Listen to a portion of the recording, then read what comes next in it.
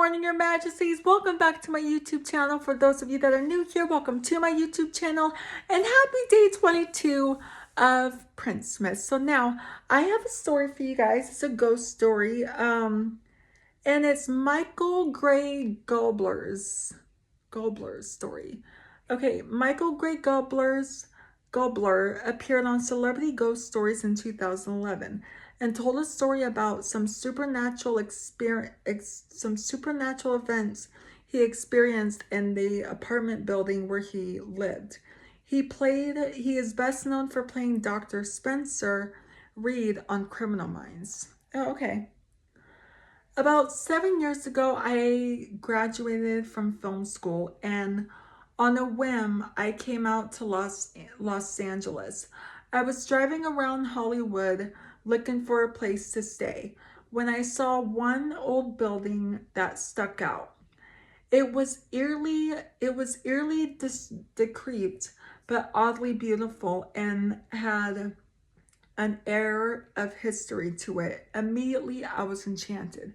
I was enchanted to meet you. Okay, anyway, side topic. I was enchanted with the place and I signed a lease that day.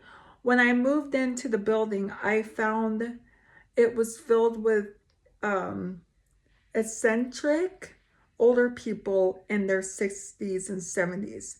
They had surreal air about them. They had a surreal air about them.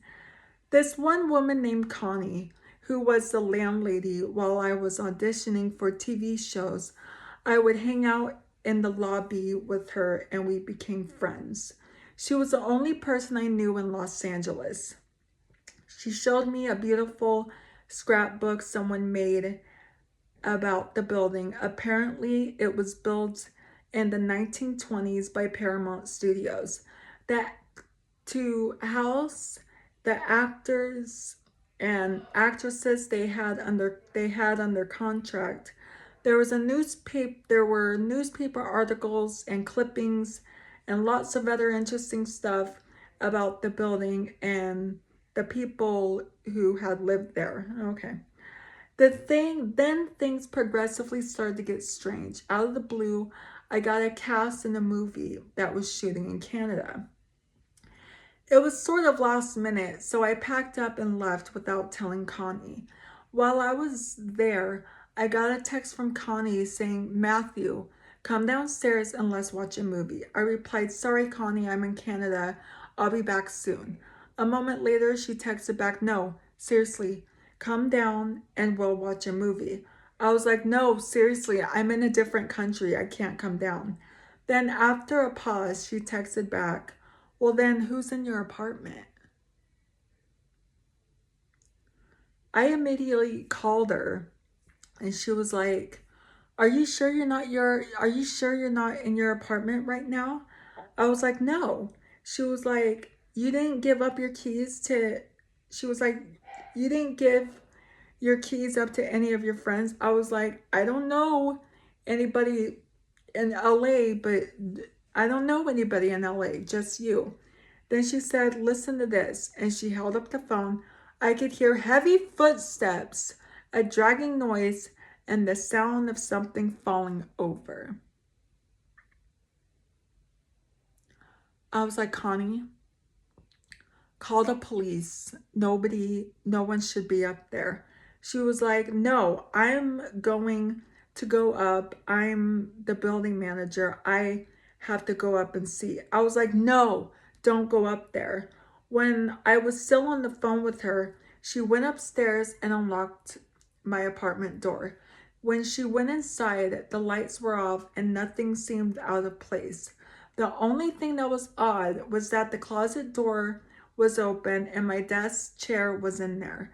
It had toppled over. I laughed it off, but it was thoroughly discerning.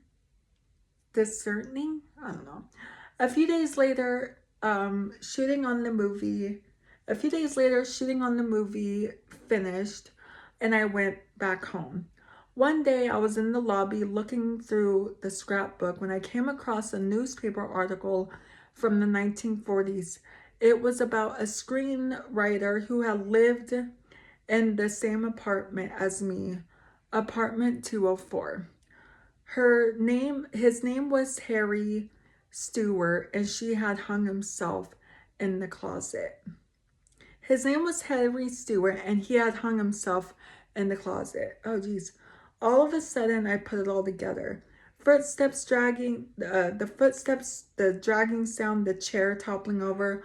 All of a sudden, there was an explanation for those unexplained noises. Years went by, and I stayed in the apartment. I got to know I got to know a lot of the unique older people who lived there. One of them was Richard, a man who lived above me on the third floor. He was a famous Hollywood historian who made his mission in life to save old Hollywood buildings. We would pass in the hallway and say hi.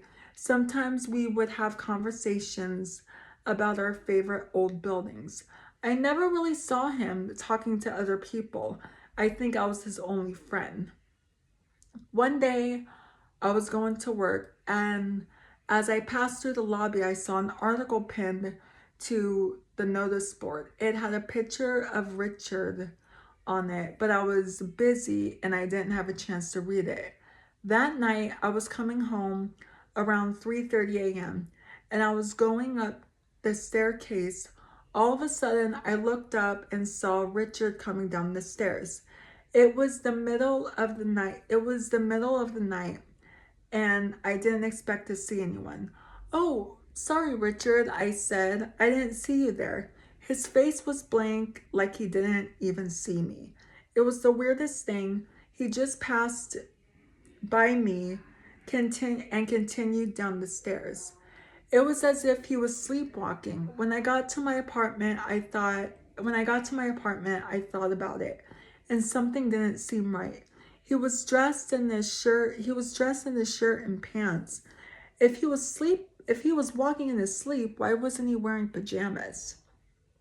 The next morning, I woke up early and went downstairs to the lobby. I read the article on the notice board. It was Richard's obituary. He had died 3 days earlier in the building. It was thoroughly shocking, but also sort of touching. Somehow it was comforting to know that Richard was still there.